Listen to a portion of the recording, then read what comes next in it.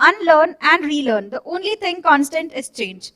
And for this, I would like to invite on stage Mr. Madhu Raghunath, who is the Chief Operating Officer and Group Head Human Resources and Organizational Capability at TVS Mobility Private Limited.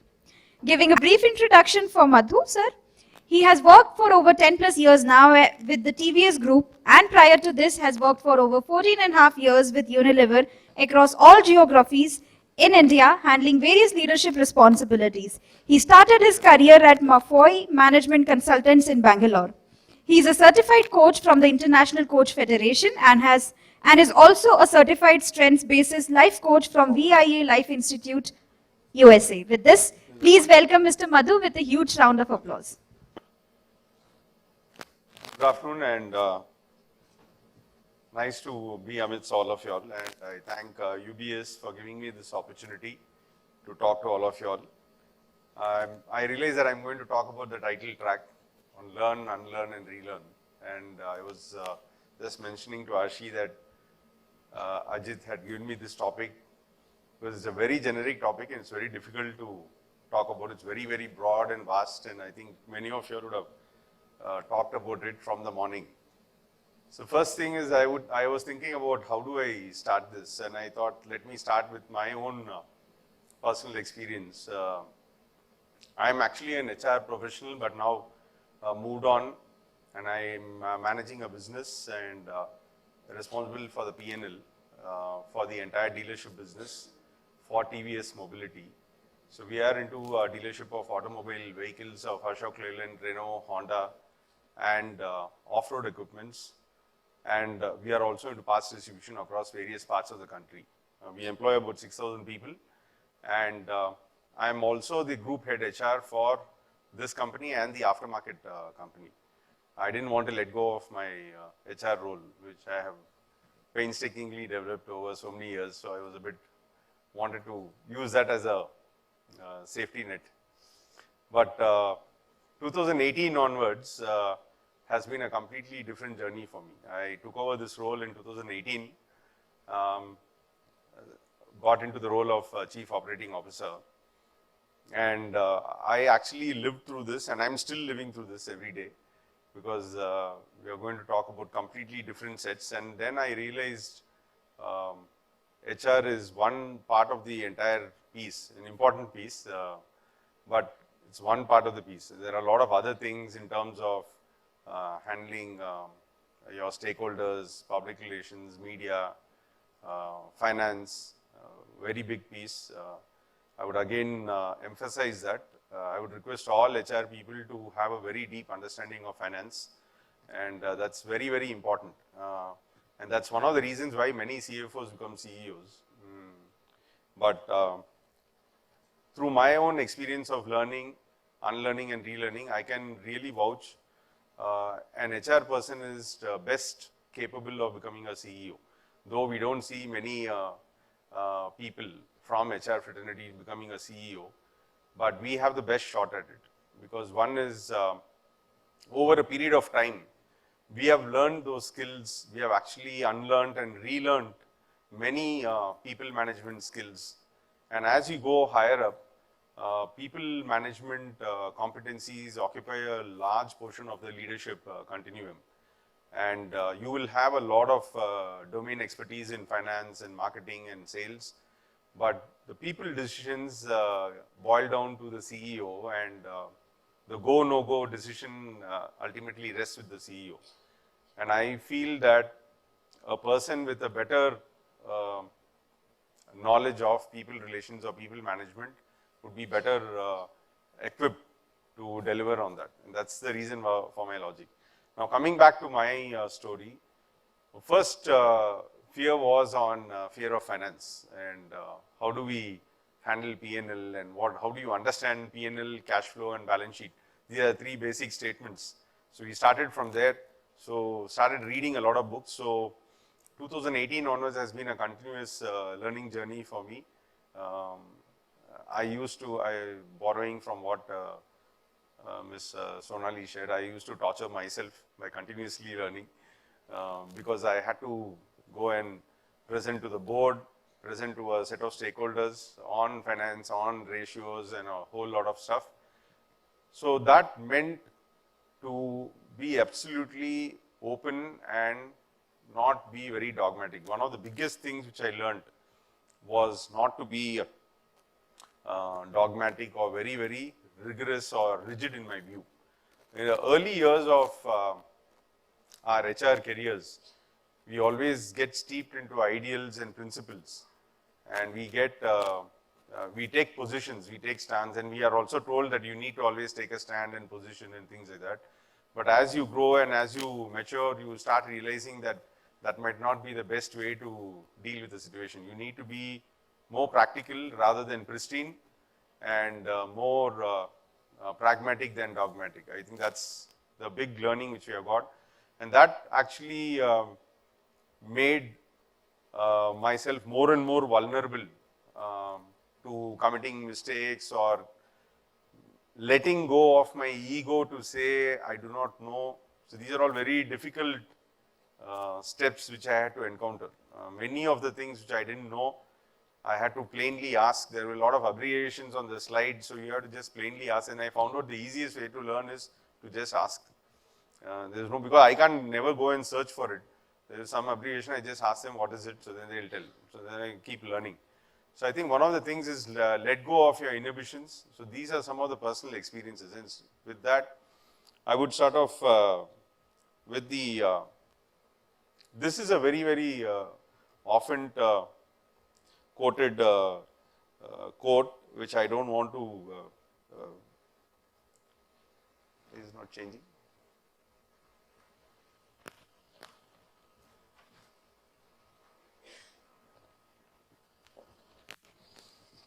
Or should I do it here?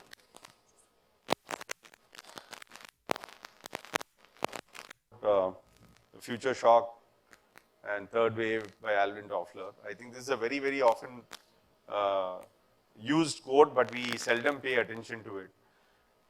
I think this is many of our people in our organizations get stuck. They think the way they have done, because they are met with a lot of success. So success is the enemy of progress, as they say. So many times you have found that you have been successful, so you don't want to change the format or pattern of how you have been operating. So you always get stuck in the way you do. But many times if you have to really make quantum leaps and really break through, you just have to listen and just try out and let go. I think that's the biggest learning and insight which you have got from this.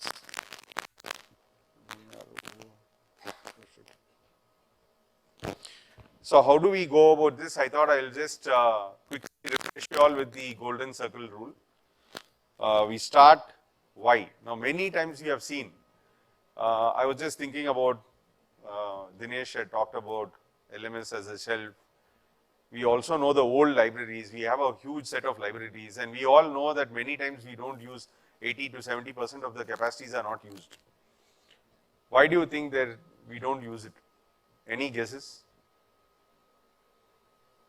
And the next would actually, I've kept an analogy of an Indian analogy, where even an illiterate farmer or an illiterate mason or anybody was able to use technology. Any one major reason why the capacities are not being utilized? Any one reason? Sorry? Okay, I'm not able to hear it, but I'll just say, I think there is no pressing and dire need. I'm speaking now from a practicality of the business side. Many times in HR, we do things for HR's sake. So I think that's one of the failings which I realized. We want to do something because we are in HR, so we do it. But is there a real need? If there is a need, definitely we would, and it's a very obvious one, but we misread this. We don't actually know when to feed at the time of need. So are you really feeding the hungry? It's very important. Now, this will be very contrary and paradoxical to the concept of continuous learning, to proactive learning and all of that. I'll come to that a bit later. So we start with why. So why you need to create that urgency and need. That need, how do you create, is the HR managers or the learning managers or the business partners' main role. Then how do we start it? Now why I'm sticking on to this framework is, we all know that the golden circle has been a very dominant leadership theorem to get things done. So that's the reason why I'm sticking on to this. How do you do it? So what is the process? We learned a lot about MOOC and LXP and LMS and all of that. So how do you curate it and give it to your audience in the organization? That's again very important. Is it going to be assessment oriented? Is it going to be development oriented? Is it going to be a gate for further career paths? And those might trigger a certain set of fears. So how are we going to deal with that? And what is the result which we are expecting out of it? Is it only on development, and is it only on a feel-good sort of thing, or does it have any consequential benefits for the employees? Now, how many of you all recognize this? The first bottom picture on the hand. Has anybody experienced this? What is the bottom picture on the hand? Anybody can recognize that? The bank token. You realize that I think many younger people might not know, but slightly elderly people would know the bank tokens were very, very heavy, sometimes more heavy than the money which you took from the bank. So you started off with a bank token where you went in and withdrew some 20 rupees, 25 rupees, 100 rupees. You could see people taking 20 rupees. They used to come to a banking relationship for 20 rupees, 25 rupees. You had passbooks where people used to, and there was a interaction, there was a human interaction in all of that. Then came the ATM. Nobody in India, nobody taught anybody about how to use an ATM. Okay, this is a classic, this is my favorite example in India for learn, unlearn and relearn. Each time. Who taught everybody to use an ATM? You all went in and tried it and did it, and you missed the money, went in, complained, got back the money, you missed the card, broke the card, lot of things. So then you got the electronic brothers, NEFT and RTGS, and now the IMPS and all of that. That's the electronic set, e-transfers. And then you got the wallets, Paytm and PhonePe and the wallets. GPay is still not a wallet. G wallet is not yet come in here. So I have not put GPay here. And then you have the UPI, where you have the Beam and even all the others on UPI, GPay and all of that. Where today UPI is considered the most progressive and the most secure payment feature for India and made in India and for the world types. Now this is the classic case of learn, unlearn and relearn.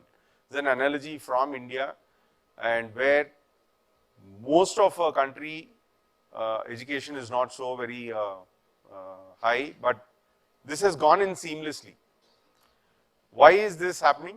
Because of the very clear need for getting the money, need for transferring the money, need for going cashless, need for not losing money. So there's a huge driver. So as HR managers, I think what we can learn is what is the big need which we are generating within our organizations to make learning happen. So it could be just one or two insights which you can gather, and you just progress based on that, and then learning happens. And similarly, on the many of these things you see, again on learning, unlearning and relearning, we are going through a huge amount. Each of this topic can be a one-day session. How are we responding to many of these changes in the environment is again going to be affecting us.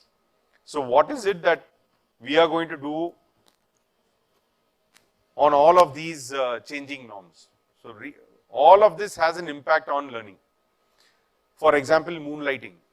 So moonlighting itself is being debated so much. So how are you going to transfer learning to a moonlighter? Now if I can use that as a word. Moonlighter now is a very credible word, no? Or not so credible word in Bangalore. Many of them have said it's equal to cheating and all of that. But what will you do to like a freelancer? The earlier avatar was a freelancer.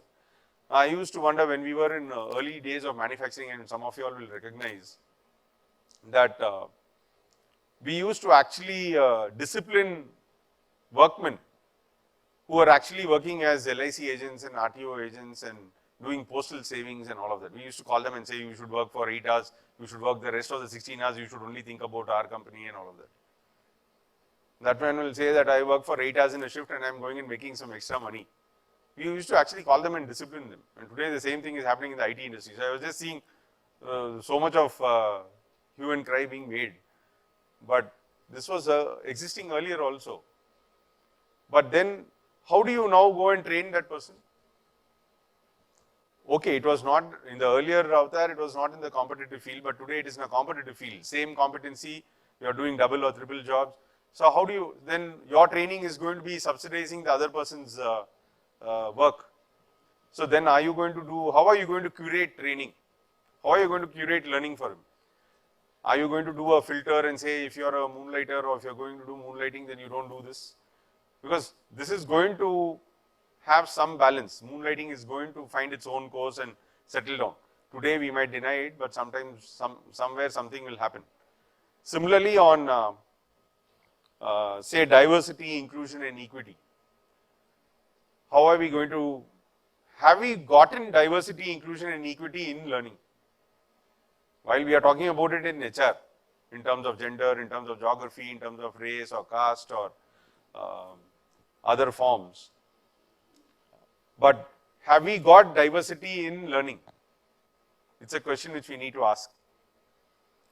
Similarly, the newer skills or new skills, data science, AI, ML, IoT, use cases is a very, very big, how do you identify use cases? Now that itself has become a skill, identifying use cases.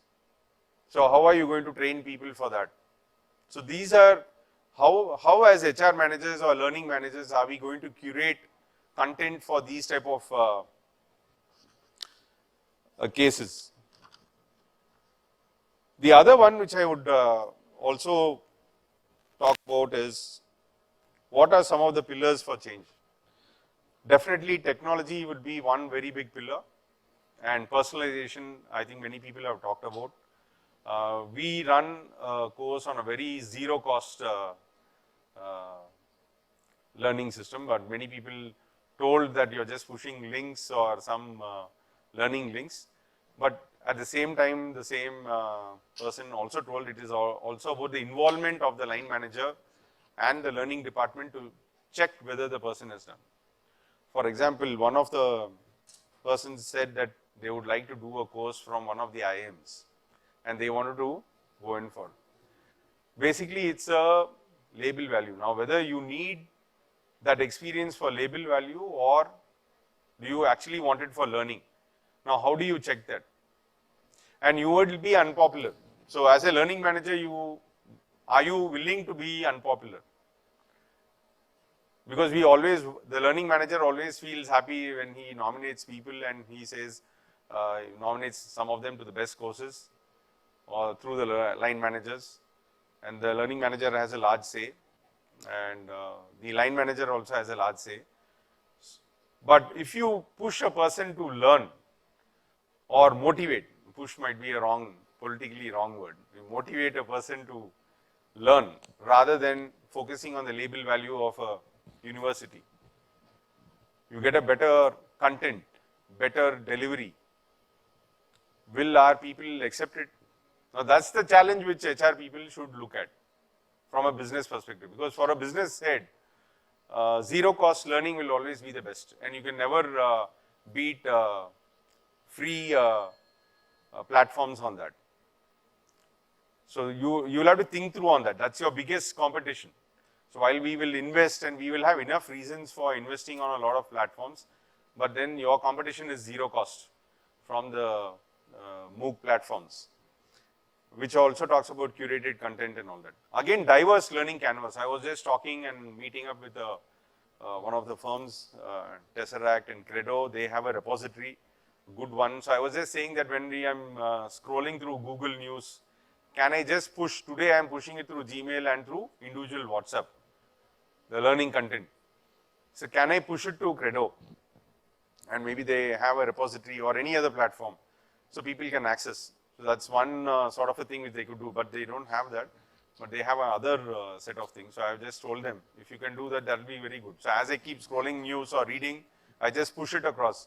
So it goes off and stays in that repository. And perspective building and awareness. Again, are we helping people to connect dots when we read multiple things? That's very important. The HR learning manager's role is going to be helping people to connect dots between diverse set of topics, of learning topics, and not just giving a content and seeing whether they have done it and just monitoring it on a dashboard saying that stage 1, stage 2, stage 3 is completed. Where is our involvement? How are we having slow conversations? Are we having deep conversations, engaged conversations with people?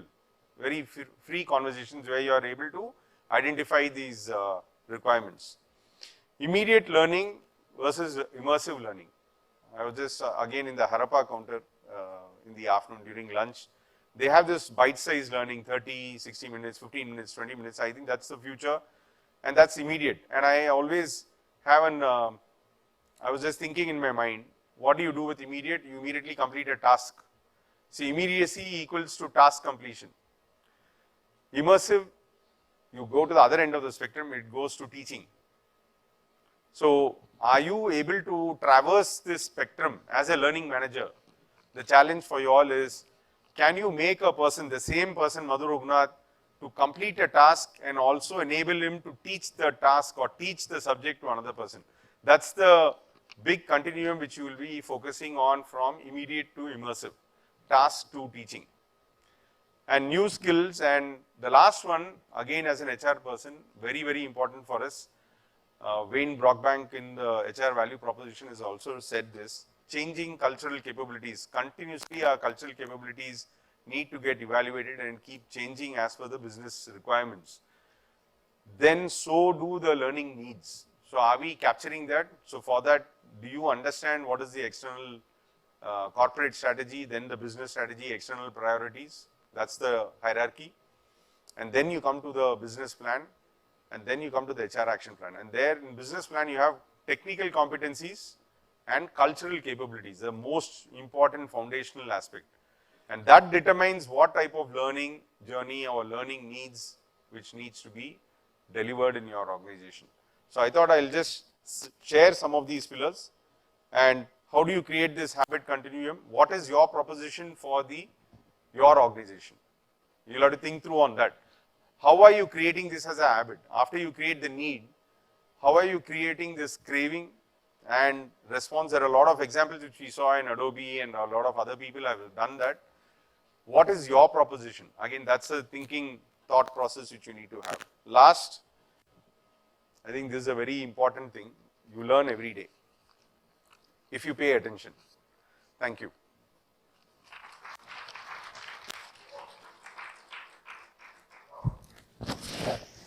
Any questions I'd like? Thanks a lot, sir. Do we have any questions?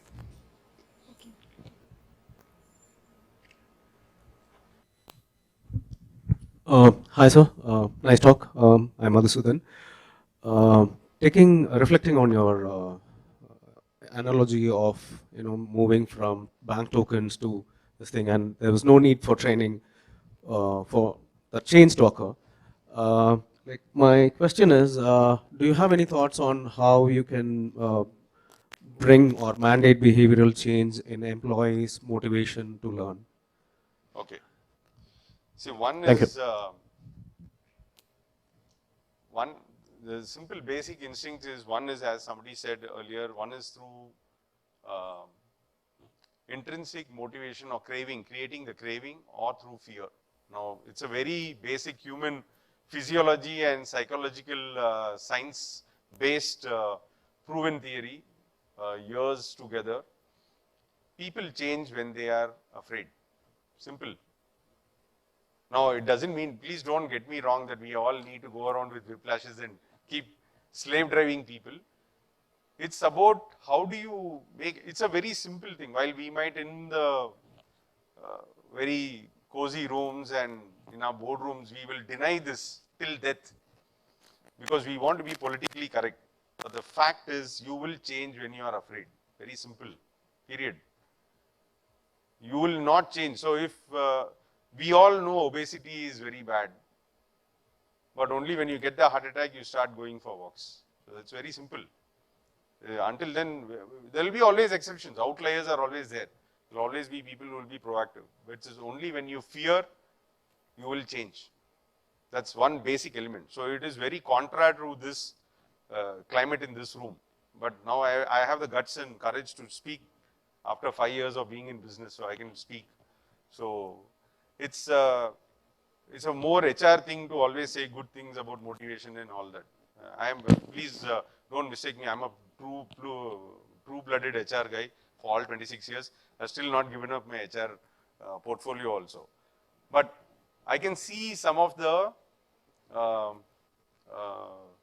anomalies or some of our failings very clearly. When I come on this side of the table, I see sometimes we just take some very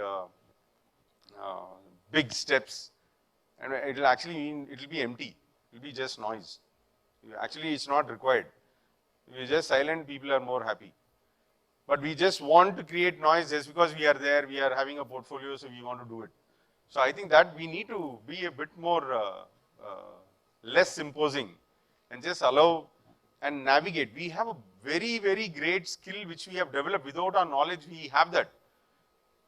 We have the ability to navigate organizational conversations. Many of us don't realize that. I think somebody told, I think the lady who spoke, Ms. Sonali, told that. How are we navigating conversations in the organization? We have that skill. So you need to make people understand that this is important. You need this. And there will always be a point of the tipping point, if I can borrow Gladwell's phrase. You will have to be present there. So I always see the most successful HR manager is a guy who's never in his office. He should always be roaming around the organization, just having conversations with various business leaders, understanding. So you will find the tipping point. So how do you motivate people to learn? Many times when we have this fancy programs, many of the participants don't turn up at all for the program. Then you have, this is the hidden truth or the dark truth of learning. We invest so much money. Instead of 25 participants, how many of all have always had 100% attendance? Never. You will always have 70, 60, 50, worst case 30, then you call off the program, logistics and all of that. So I think we need to come to terms with some of the dark truth, and the only thing which will drive change is fear, period, nothing else. If you are going to lose your job, you will start studying and learning. You are going to support your family, you don't have anything else, you have to learn a new skill, you will start learning. Simple. But it looks very crude, but that's the truth. So how do you instill positive fear? So let me coin a new word now. Positive fear. So I can also write a book like that. Positive fear.